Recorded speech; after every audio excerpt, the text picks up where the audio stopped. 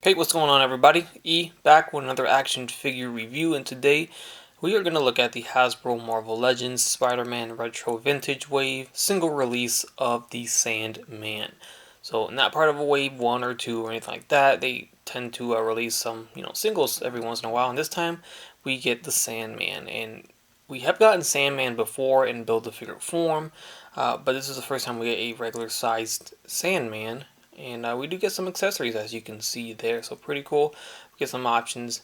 So let's get right into it. So we get our traditional retro Spidey, beautiful packaging here. So I did buy 2 of these so I can have one displayed with my mock collection, which is necessary for me.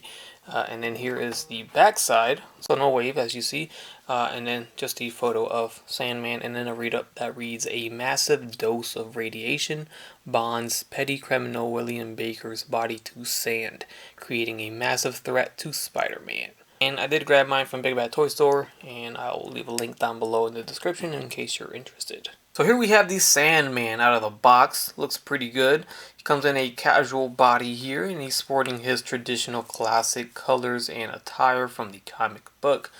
The waves are on fleek on his head sculpt, so that looks great. And he only comes with 2 head sculpts, really one normal one. The other one is a very dramatic effect, which is the sanded version here. So Hasbro included this so you can put it on your keychain, so you can take it to work. So you just put that little, loop through the keychain and you're good to go. That's a joke. I don't know if that was funny or not, but I thought it was funny. This is obviously, I guess, just to show that maybe he got shot in the face and it's sand. But we'll swap that in a second. With that being said, though, I do wish we did get a neutral head sculpt as a alternate head as well. I always feel like, expressive faces are great. But they should always come with a neutral face as a alternate head swap, in case you don't want him always, doing this, grinning or showing his face, or it looks like he's, grr. And here's that face up close, which is a good head sculpt, I must say. The hair is painted nicely and sculpted nicely. You can see the sculpt here. Waves on fleek, as I mentioned earlier. And then we have some good paint work on the eyes and teeth. His pearly whites are showing just like Hercules. The stripes on the body, or on the shirt, is good. Some spots are a little messy, but for the most part it's pretty clean. We do get pinless elbows, but we get pinned knees, so there's that. And then one thing I do have a pretty major gripe about is that right there. They stamped the serial numbers or whatever factory numbers on his leg instead of the bottom of the shoe or behind him, I guess. I don't know. That kind of sucks. It's very noticeable right there. And also the forearm, you can see kind of through it, see some green underneath the skin. It needs a couple more coats of paint, so it's lacking in paint a little bit on mine right there, but from far away it's not very noticeable. And then going down to the legs, you can see all the texture there, and there's the shoes, and then here's the back side.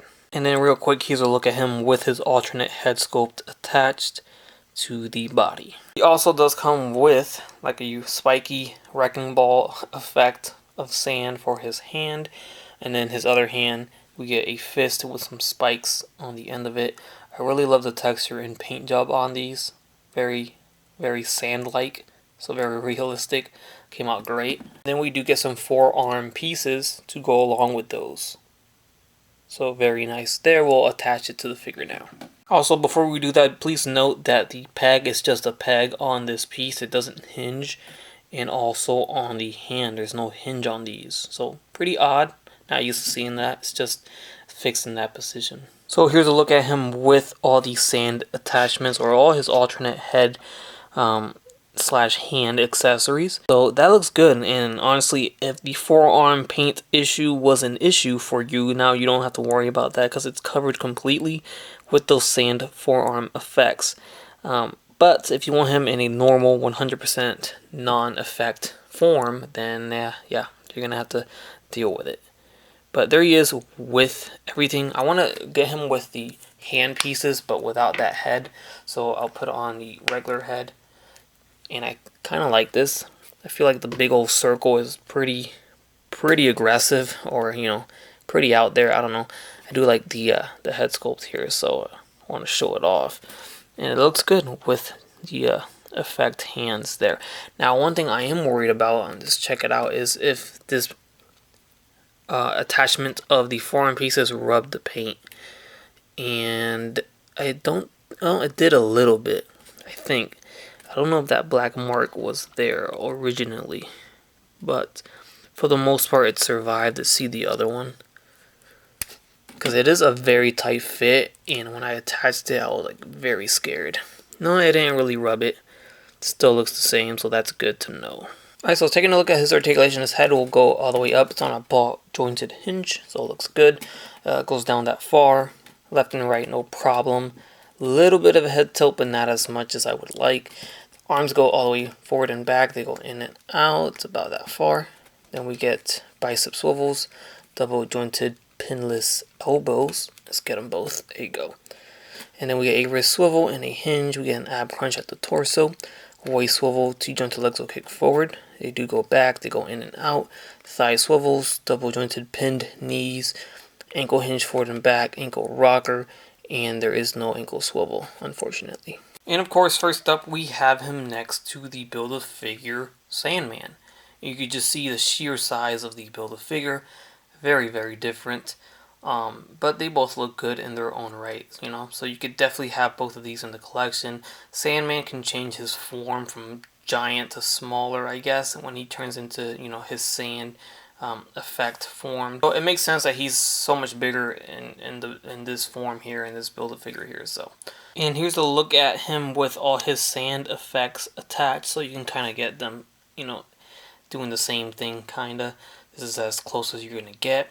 And actually, this Build-A-Figure came with one of these accessories, just like that, like a little wrecking ball with spikes on it. And he even came with one shaped like a hammer. So lots of good options with the Build-A-Figure, but you could just see how much bigger the Build-A-Figure is. Massive and just darker in tone. The sand is even darker too. It's a very bright yellowish color for the new normal human size version here. So there's your two. So if you ever wanted to try to head swap these two, that's just not going to happen. It's a way bigger head. Alright, and up next, I'll get him next to my recently reviewed Hercules Retro Vintage Wave figure. If you missed out the review on this, please be sure to check it out. It's a very good looking figure. It's a great figure overall. And then here we have him next to Spider-Man himself. This is the Retro Vintage Wave Series 1 Spider-Man, our best Spider-Man to date. And he looks great next to him, so definitely gonna need them both. And then lastly, I'll put him next to Peter Parker himself, also from the Retro Vintage Spidey Wave. Alright, so I'm gonna try something on camera before I close out the video. This thing just sticks out to me like a sore thumb too much. It's just like too much to the front of the thigh. I don't know. Normally they put it back here. I don't understand why they put it so up front. But what I'm gonna try to do is try to remove it. I don't know if this is going to work. It should work. Everything leads me to believe that it should, because this is hard plastic, not paint, and that should be printed on with some kind of ink or paint.